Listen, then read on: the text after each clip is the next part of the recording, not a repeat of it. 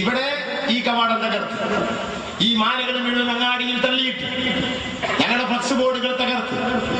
നീ എന്തേ മനസ്സിലാക്കിയത്? എടാ, നീ ഹലാലിൽ പിറന്നവനല്ല.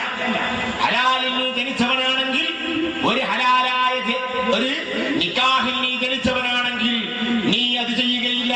നിനക്ക് തന്തയില്ല എന്നതാണ് സത്യം.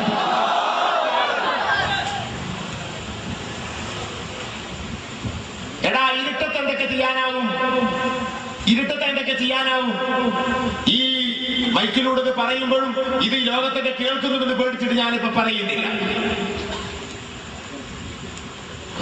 ഇവിടത്തെ APCനെ തകർക്കാൻ നിന്റെ ഞാൻ പറയും.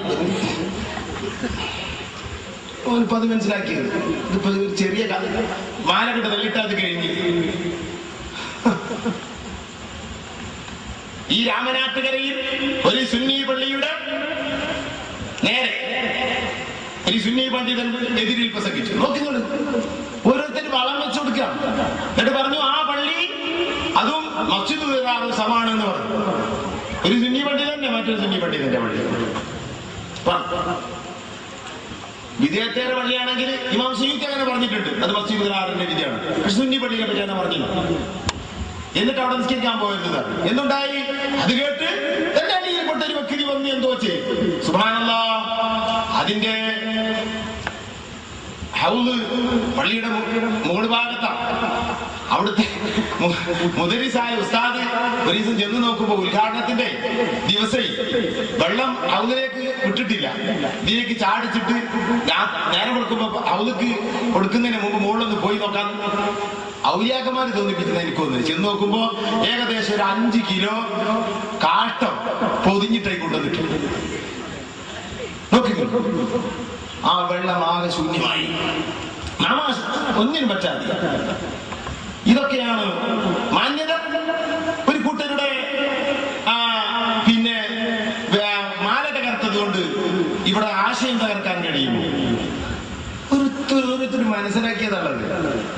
അല്ലാഹു ആ തകർത്ത കയ്യിന് തിക്തമായ പ്രതിഫലം നൽകുമാറാകട്ടെ, തിക്തമായ ശിക്ഷ നൽകുമാറാകട്ടെ. ആ കൈ കൊണ്ട് അവൻ തന്നെ ആ തകർക്കാൻ ആരൊക്കെ ഒരുമിച്ച് കൂടിയോ അവര് മുഴുവൻ തമ്മിൽ ആ കൈ കൊണ്ട് അതിനെ കുത്തിക്കീറിയതുപോലെ കുത്തിക്കീറുന്നത് കാണാൻ അല്ലാഹു വിധിക്കുമാറാകട്ടെ. അവന്റെ ആ കൈയിൽ അല്ലാഹു മരിക്കുന്നത് വരെ ബറക്കത്ത് കൊടുക്കാതിരിക്കട്ടെ. അവൻ ആ കൈ കൊണ്ട് എല്ലാ മുസീബത്തിലും അവൻ പെടുമാറാകട്ടെ. അവന്റെ ജീവിതം മുഴുവനും അല്ലാഹു തുറക്കട്ടെ. മുത്തുനബിയുടെ പേര് ഞങ്ങളുടെ ബോർഡിലോ ഞങ്ങളുടെ ഗേറ്റിലോ എഴുതിയിട്ടുണ്ടെങ്കിൽ ആത്മീയത കൊണ്ട് എഴുതിയതാണെന്ന് മനസ്സിലാക്കി വെച്ചോ. അതിന് പവറുണ്ട്, അതിന് റസൂലുള്ളാഹി തങ്ങളുടെ പിന്തുണയുണ്ട്. അത് മുഴുവൻ നിന്റെ നെഞ്ചിലാണ് അറിയുക എന്ന് നീ മനസ്സിലാക്കിക്കോ. നീ മനസ്സിലാക്കി വെച്ചത് ചെറിയ കേസാണെന്നാ അന്റെ കപകമല്ലത്. ഞങ്ങളൊരു ഫ്ലക്സ് വെക്കുകയാണെങ്കിൽ ബിസ്മി എഴുതിയിട്ട് ബിസ്മി എഴുതിയിട്ട് വെക്കുക. ഇതിനെ തകർക്കുമ്പോഴേ അത് തട്ടുന്നത് വേറെ സ്ഥലത്താണ് ഈ കാരണം. ഇത്രേ എനിക്ക് പറയാനുള്ളൂ. നീ ഇവിടെ ജീവിക്കുമല്ലടാ, കാണുന്നത്. ഇത്രേ നമ്മൾ പറയുന്നത്. വഹാബിയായാലും വേണ്ടിയില്ല, സുന്നിയാലും വേണ്ടിയില്ല, ഏത് സീസാലും വേണ്ടിയില്ല. ഞങ്ങൾക്ക് ആരെയും അറിയില്ല, ഞങ്ങൾക്ക് ഞങ്ങളെ അറിയുള്ളൂ.